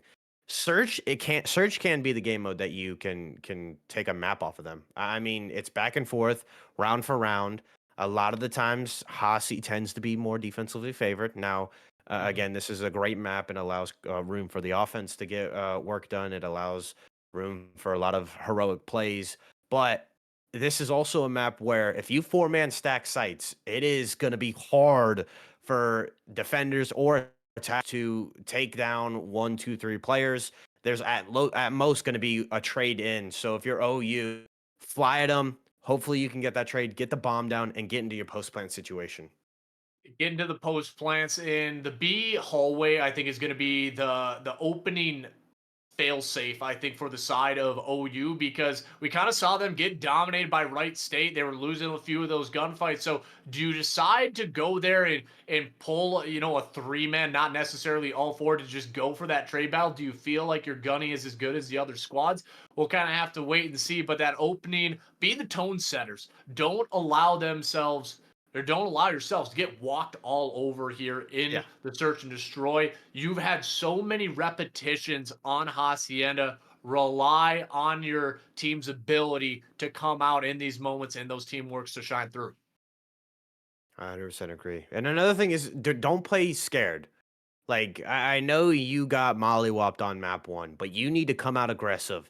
Again, going back to when you hit those bomb sites, you need to kind of stay vigilant. You need to chow as a unit. Like you can't be like, all right, I'm gonna put a few shots and then ultimately in the back of my mind expect to run away. You need to go into every gunfight thinking you're gonna win it. Every chow you're gonna win it, and you need to also think like, hey, I'm hitting this to where my teammate is right there behind me to get that trade. So I think like you said, B is gonna be a huge thing for them because that's always like tends to be a bang out. But as we're hopping into round one, it's gonna be top bouts and Mock able to find the first blood. Yep, and you go over towards that B site and immediately look at this. Yeah, they are just running as a duo, but Clutch has already flipped the map. So quickly to the 2v2 we go. Do they realize they've wrapped all the way over towards this A site? Number one's going to have to cover, but it's too late. Yeah, you're just not ready for it. Northwood, they are going to have their way, I think, with them. They are moving quick, and this is what OU struggled with. Wright Yeah. State did the exact same thing. They just quick hit some of these routes. Nobody was ready to cover it quite yet. It's hard because I feel like with how much I have said OU plays with a pace, I feel like at times they expect things, but then they just kind of stop. They like slow their process down. Like in this 2v2 situation, I feel like they were maybe expecting Northwood to kind of turtle up and play as a unit and wait for that bomb to go down. But no, again, this is a top team. They're going to stay. They're going to run and gun. They're going to hopefully hit those timings. And you talk about hitting timings. Look at Clutch JD. He is that guy that has hit this route time and time again. But I think number 6 is playing for him. Flames able to find that kill. This will not slide. We're already in a 2v3 situation. Yeah, and that is a tough one to That's lose there if you're Clutch. You thought you had him, and if you win that, this whole round gets flipped up on its head. And now Broby trying to maybe catch one out there. A little bit of an off angle there from Flames. Throwing something out of the old playbook. Duffy, though, we've seen him in these clutch situations before. oh. He's ready for the gunfight, tad bit weak. Northwood blue, quick bomb plant, quick round. And I'm gonna say it again. It's almost like you just need to speed your mental process up. You're in the big boy leagues now. You're playing against those teams. It needs to be churning and gurning because, I mean, we saw it there. 2v3 situation. Both players at that B site for the Bobcats. They want to wrap back towards bottom one. They want to hit that wrap towards 10 and kind of work that plat area on that A bomb site. But Flames is already there. He's already cutting off that angle. He's one step ahead, making it a little bit easier on himself and the side of Northwood Blue. Make it a lot easier for them, and they're not allowing any tussle to happen. They are just allowing a stranglehold to get tighter and tighter around the side of OU. Duffy trying to go in, take down one player, gets hit to 31, and he is immediately out. But look at two players already thinking about hitting this wrap. Number 5 is going to come down to that moment. Duffy ready for it. Is he going to be ready for the second? Not quite. Flames hunts him down. So does Neum. And now it's a 2v3. Trade comes through. Another one on the side of Northwood Blue. That's the last one alive. He is not able to win that chow. And again, it's just I don't know what it is. Northwood Blue is just in overtake mode right now. They are.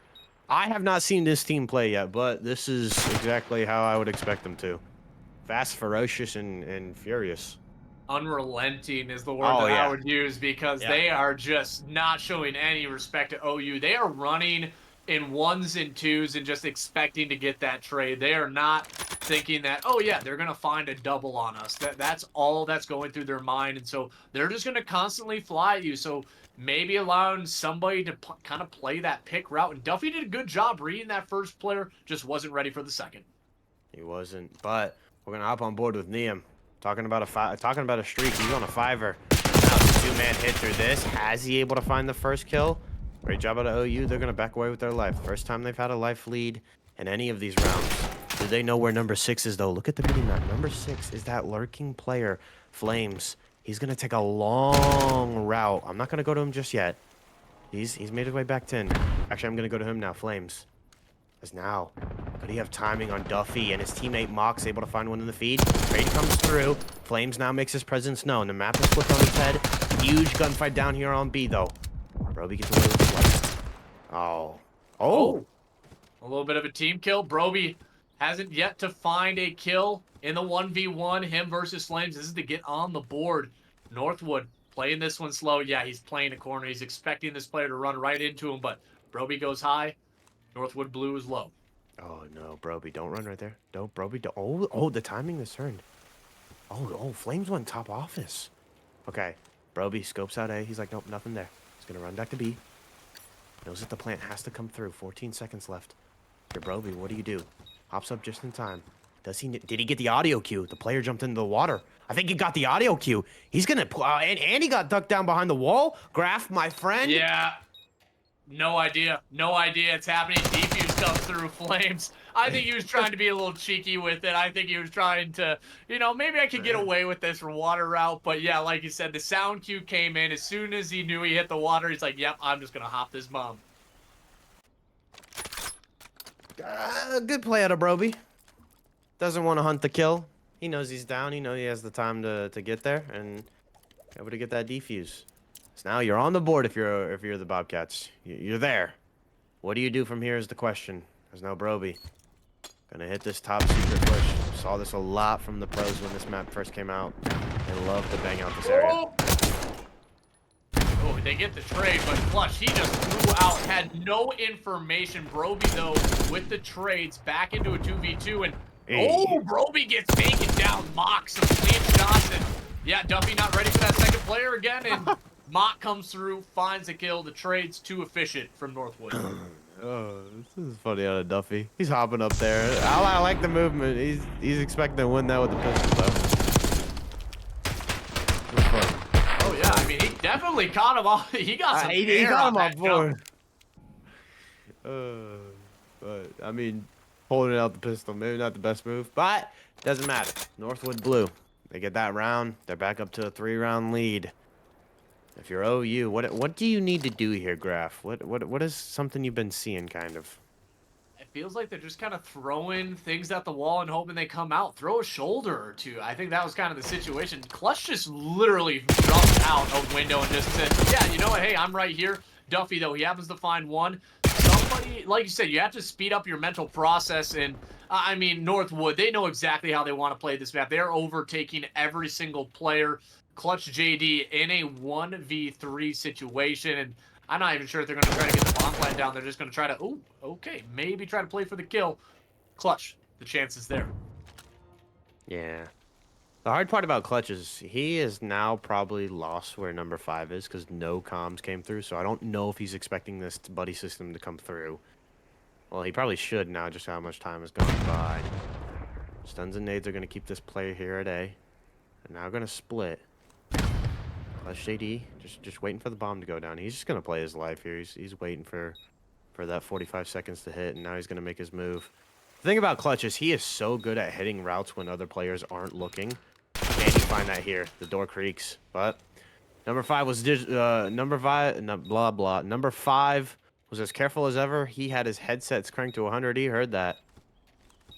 Oh, what did he find? 25 seconds left. And we might get some really good time in here on Dak if he decides to peek it. But Flames, yeah, he's essentially that fail-safe. He's going to be able to check it whenever he wants. Yeah, nobody pops it this time around. Clutch does get one. Gonna try to hunt down Flames. Flames is smart enough to realize, hey, this is where he's coming from. Plays for the kill. Northwood still rocking, rolling, dominating. It's been a tough pill to swallow for the side of OU. It's been rough, but was this the exception? Or not exception. Was this kind of reality? Did you know this going into this map, going into this series, that this was going to be the outcome? I feel like that's the hardest thing for this OU team. Is they're like, oh yeah, all these names, they're so good, and their reputation precedes them. Are we already done? Are we already chalked? You know, it definitely is a possibility, and yeah, I think might as well just stick 3 or 4 players or 2-2 split. Just make sure you're at least getting that trade. You're gonna back down Mock, Duffy. Yeah, he already realizes, hey, these guys are gonna be swarming me, and he immediately, yeah, he backs up exactly to the position where he was. I would like to see him take that corner again, but Broby not able to double him up, and now it's going to be Hazzy kind of sitting in this awkward position here. They line up for him. He gets one. Able to back away, but still, Flames. Yeah, he just goes out and shouts and says, screw it. Duffy, though, for the trade. OU, still alive, still kicking. Oh, we saw this before. They ripped 4 off in their last series. Can they do it here? Duffy has had a good map despite the opposing team. He's 6-6 right now, Graf. He's sitting solid. And he's kind of been that isolated player as well. He's been finding those picks, and I like how he immediately goes and tries to challenge the player top hallway. He misses a few shots. He's like, yeah, you know what? I'm not going to win this. And he just immediately backs out and realizes, yeah, I'm not going to be able to come away with this 1v1. But Northwood, they've dominated on the attacks. Will they do so once again? Yeah, they're just going to hit this middle route. Is Duffy going to be ready for it? But, man, Flames stops too clean. 2 in the feed responded for the side of OU. So they're in it. Well, it's a trade there, so it's now a 2v2 situation.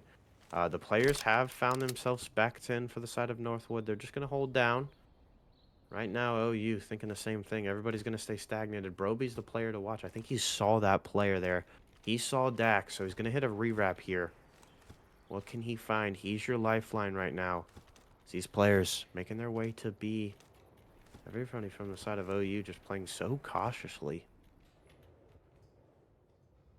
Yeah, I think he was maybe going to go to that A site, but no, they wrap it through the hallways, and they end up getting that plan down towards B, and do decide to stack up and play for this. And Dak, he's hitting the same route in the sense of he's going all the way deep water, and I mean, there's nobody really there, and they find the kill on to Neum, and they're expecting that buddy strategy, and do you decide to hop here? And Dak, I mean, he's going to try to take a route here, final moments, and they're hunting him down.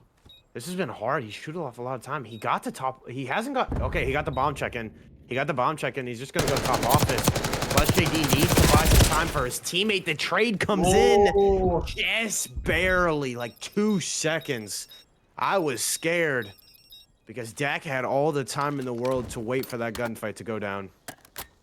And the side of OU, they're starting to move fast. They're realizing how this team is starting to operate. They got back-to-back rounds, and it's just those quick hits, get those quick trades, and you're relying on those individual moments now, I think, from Broby and Hazzy to find those kills, and they're keeping themselves alive momentarily. But, I mean, it's a lot to pull off 5 rounds against a team like Northwood Blue. It is indeed, but it only takes one. It only takes one, just like that stone that David threw. See what happens here. 5v3. It's been a little bit tough here for OU, I think, on the attacking side of things. I feel like it's been a bit of a struggle just because First Bloods, or at least the trades have gone through. They just haven't really been able to find much. And you talk about not finding much. Well, yeah, that's done. Easy peasy, lemon squeezy, Northwood says. Yeah, they tried to pull the same strat again. This time, Northwood, they just adapted. They said, hey, there's 2 hallway, there's 2 hitting the side of Rock, and guess what? That player just immediately went out and challenged, and that was Neum. Found the first. Oh, my goodness. Snapped onto Hazzy, but every single player surrounded him. Was not going to get out of there alive. 6-3, Northwood Blue. They keep that 30, or that 1 map loss record alive. Yeah, I feel like that's the craziest streak. You know what I would love to see? I would love to see this roster go up against like a St. Clair's or something like that. I would love to see that. That'd be a good matchup to watch. But it's even more exciting, ladies and gentlemen. We're heading into a map 3, which is Vault Control in this series. And I feel like this is the time. This is the time to wake up. I say that a lot of times in a lot of situations, but if you're OU, we have praised them about time and time again how control is sneaky good for them. You guys can Um, host. it is going to be very crucial for them to come out with a round win in this map 3 graph. It's going to come down to the submachine guns. It's going to be clutch. It's got to be Broby. Broby has thrived in these controls. We saw him. He didn't necessarily have the greatest start of the map 1. Yeah, he's putting in a lot of damage, the most on the squad. Wasn't finding the kills. Now he needs to be able to find those kills and be annoying. Force the eyes and force these players of Northwood Blue try to hunt for you in the back if that is going to be your game plan, right? You can be the team that stacks the points, or you can be the team that constantly has somebody in the back of the spawn and be that fly that's constantly buzzing around them. Yeah, and I love how you pointed out stacking because I feel like that's something OU is gonna have to do ever so important in this map because in this series because they can get away with overextending one or two people, which is what they did last series. They were feeling confident. They started winning especially after that 5-2 reverse in that S&D. But against Northwood, you're just going to have to try and get as much progress in as short of a time as possible. Oh, no. This is not the way to do it. Hazzy is being held hostage. Duffy going to try and save his buddy, but the assassination just comes through. As we're now going to go in a clutch game. Isn't able to find much there. Now this is where the blender begins.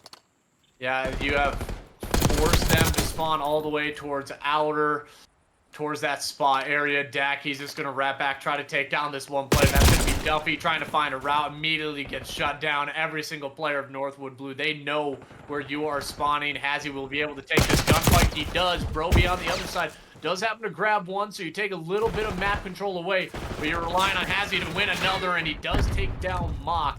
So small victories are going to be the thing. And now you see both players line up, goes 1 for 1. You got to be happy with it. Dak trying to stay alive in this moment. They know he's sitting up here, slides off some good movement, but Blue still holding it down. And Niam's able to respond with a nice double to keep this A point choppy. You just need one tick, and it's been 24 seconds now on the clock. They still haven't finished that first tick on A. You are finding the kills respectively, but it's just been all scattered. You've had people try and work B. You have people try and work this top cat area. Nothing has happened. Finally, the first tick of progress, but 13 seconds left here. You're set, what, 17-14 in lives. It's going to take a miracle. Yeah, it's going to take a miracle. And, I mean, you're not that far in the lives disparity. You just have to be able to stop the clock and find the captures, find the ticks when you can.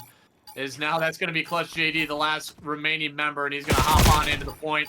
Yep, too many to deal with Northwood Blue. They get it done in the dying seconds. That was funny by Clutch. He's like, no, I'm going to go on to B. Everybody come with me. Everybody go to B. Oh, no, psych, I'm going to go to A. Everybody come to A. But play of the game, well, you know, it's back with the hostage situation. We don't see it a lot because it has been coined a term we don't want to say. But other than that, I mean, if you're Northwood, you're still feeling yourself. You come into map 3 and you do your thing on Vault Control.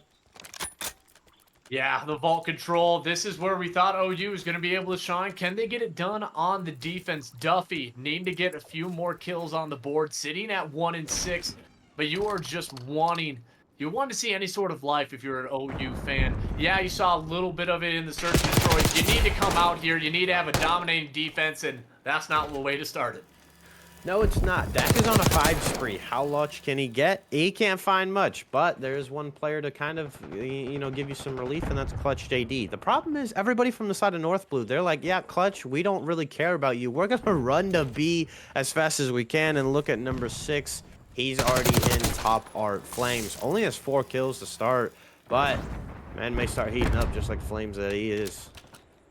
Yeah, and he ends up not being able to come away with anything. So Oh. you hold it. No ticks of progression have been earned, and so you're maybe just feeling like you can outslay this team in OU. Roby is there finding himself clutch with good shots from range. He's 9-3. He's been keeping up in the category of the KD, not allowing Northwood Blue to overwhelm him. So he's been that X factor for the squad, and he's been really tearing it up. I'd like to see if he can continue that here.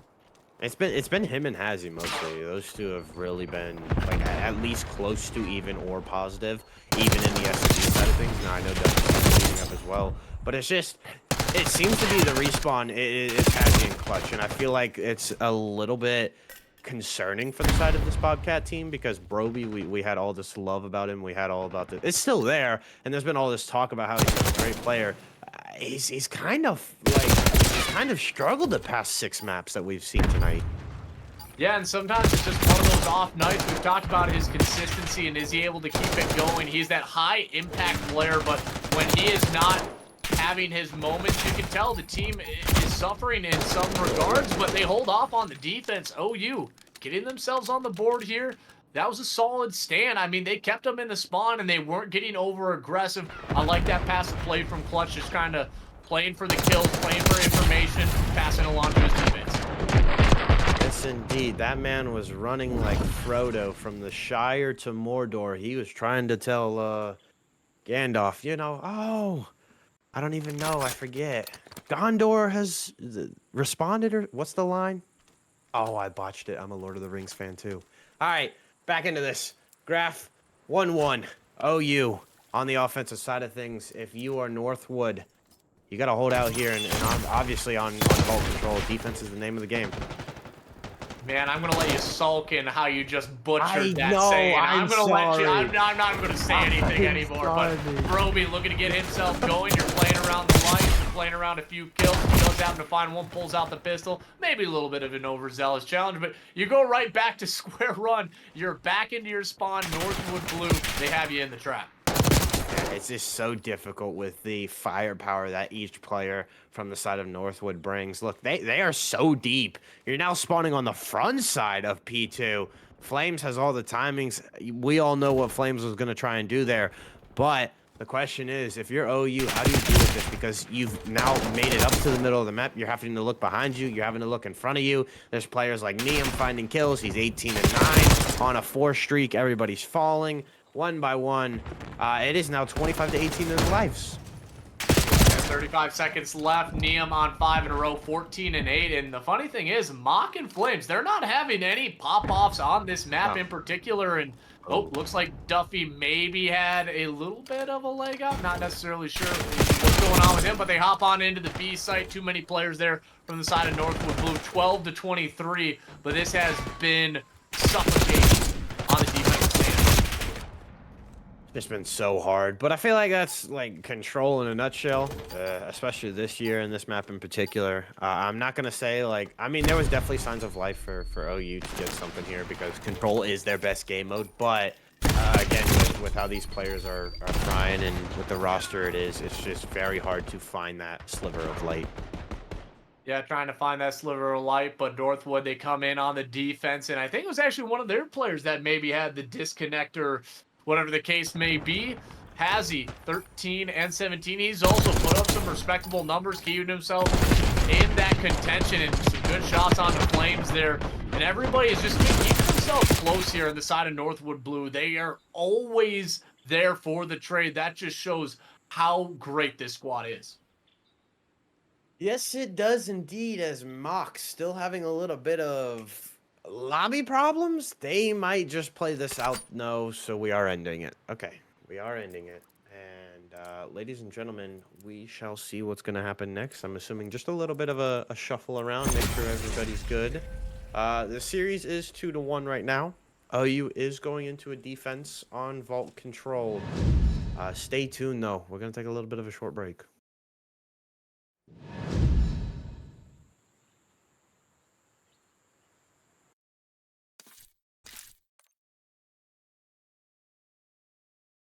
Yo, which team's defense? Dude, I'm dying in the chat right now. Boy. They're like, where's all this Broby hate coming from? I'm not hating on him, but he has Oh, man. struggled, so. Oh man. I mean, you can't tell me, like, the first 3 weeks, he came out frying in Hardpoint. Now it's like, it's I mean, only it is been, just a it's tough only, team, dude. yeah, Tough yeah. team. Well, no, even last series, he started out slow, and I was like, all right. Everybody has their off games. Yeah, yeah, yeah. Look, man, I am a devil's advocate. I will throw ideas out there and not back it up. Okay. Zale, how you feeling right now? Yeah. Can't hear you in game, brother. Good. Okay. Okay. I thought that search and destroy, they actually, if they didn't start off so slow, I think they probably would have won it. You guys back They had a out to chance. the main menu. He can't connect. Yeah, I got you. Why does this guy sound like he's got nasal Actually, give us a sec. Our problems? fucking he just left to go piss. You good?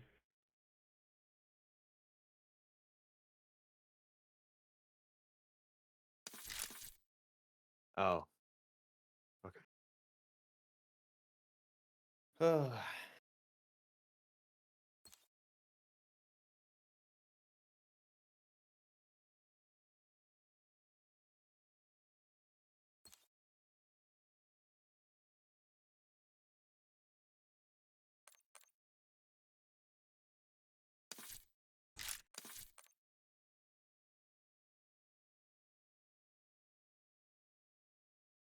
Yo, what's up with this? I don't know if you've seen this yet. There was a kick streamer, Amaranth. Amaranth. Yeah, did you see what happened with her? Okay, ready? A well-known streamer was subjected. She was subjected to a violent home invasion where she was pistol whipped by the intruders, seeking her cryptocurrency. Amaranth defended herself by shooting one of the attackers. She's currently safe, though injured, and was taken to the hospital. Law enforcement, including a SWAT team, responded to the scene where the incident took place. Holy shit.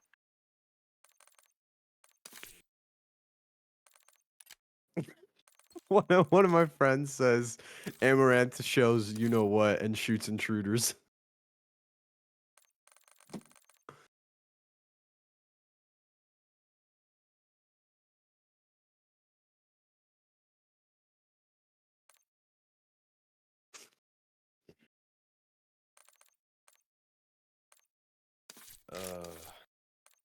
All right, you're hoping for Ashland Esports to pull out a win against UC. Oh, they didn't. Never mind. Oh, wait, no, that was Oh, right. Zalian. By the way, they can still hear us on stream, Zalian.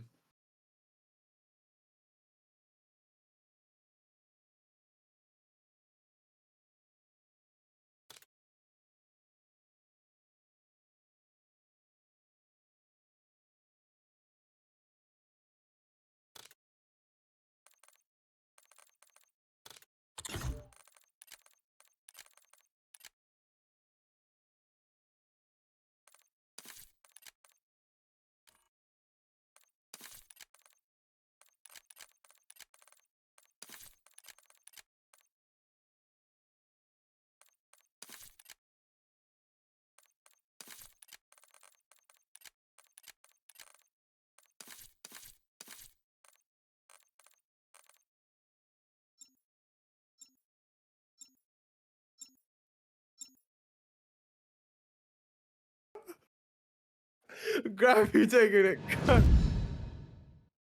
Oh man. Oh my god.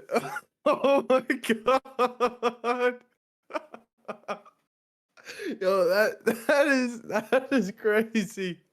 I think we are back, but I hey, think we're we're back. heading on in, and you got to Dude. see a behind the scenes of the caster. Corp's having a good time, you know, reading the Twitter feed, everything out there. But we're alone back on into the series. It is currently a 2-1 in favor of Northwood Blue. OU going in on the defense, and Corpse, he's just losing his mind out here. Dude, I'm not gonna lie. I'm checked, bro. I'm laughing so hard. But as we're getting, dude, I was just reading something my friend said. But as we're getting into it, looks like Northwood gonna try and take the approach to B. They find the first couple kills. The problem is, number one, playing the spot that Kismet loves, Stack. Able to find one, and now he's gonna be annoying. Yeah, gonna be annoying. And yeah, he's already back into the spawn. Here we go for it once again.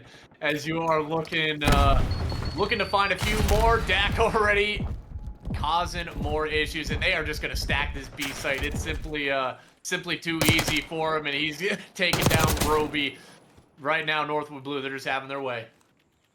Yeah, Clutch still being that thorn in the side. I mean, if there's one person putting up a fight, it is the DJ man himself. And he is trying. He's 4-1 right now. He has been running as fast as he can. Tries to get in the little cheeky corner there. Unfortunately, does fall. Broby from the sky says, "Whoa!" And he didn't find much. No, didn't find much, but he does end up coming away with 1 kill. Still, 2 ticks of progression total for the side of Northwood. But you're really looking in if you could. I mean, you have to win an offense, and OU just have not been able to show that 30 seconds left. And I think Northwood are just kind of having fun with it. They're not feeling like they have to hop on the point, get the capture.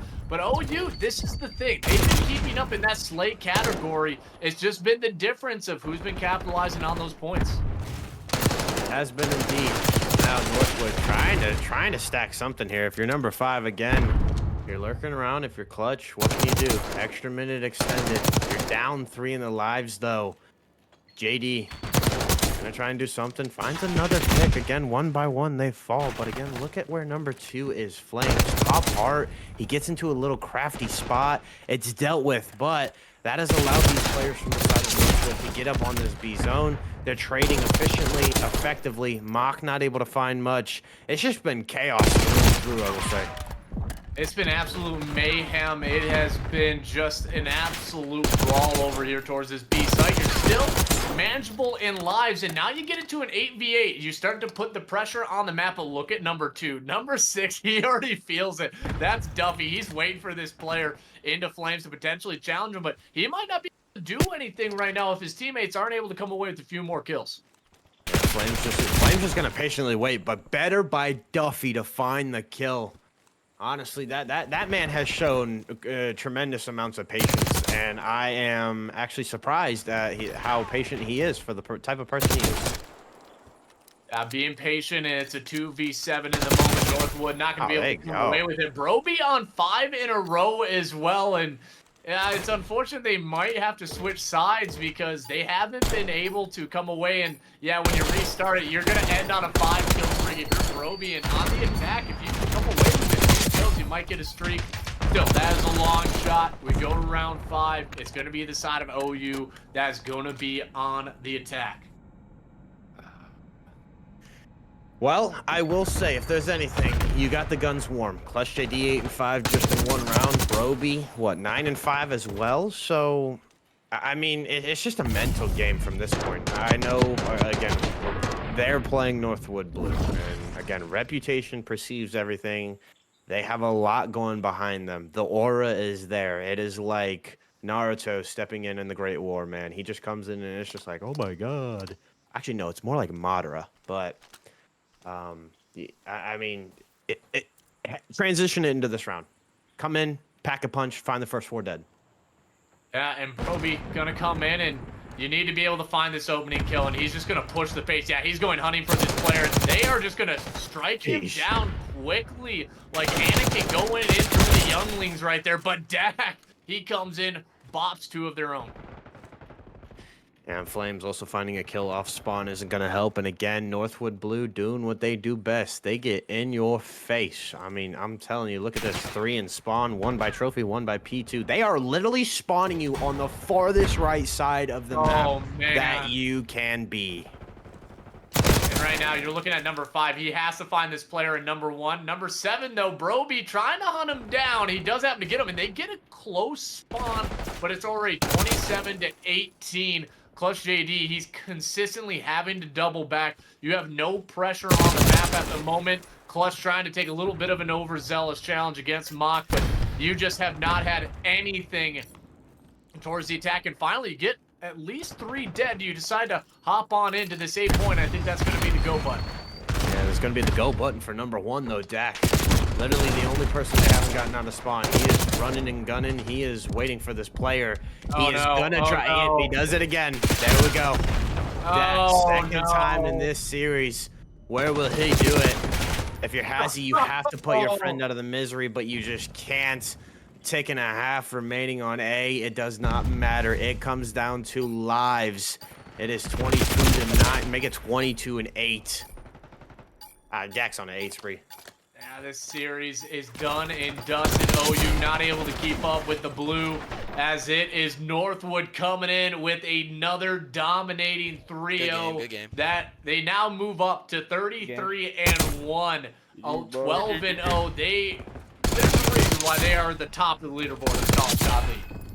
There is, and for the Cowboy fans at home, I wish they had that Dak on their roster, and the Cowboys. Unfortunately, they have the one that they have right now. Other than that, I mean, it was just it was a tough matchup. I mean, just it's one of those where you're coming into it, you're just like, yeah, this is like primetime Baltimore. We don't want to play them, bro.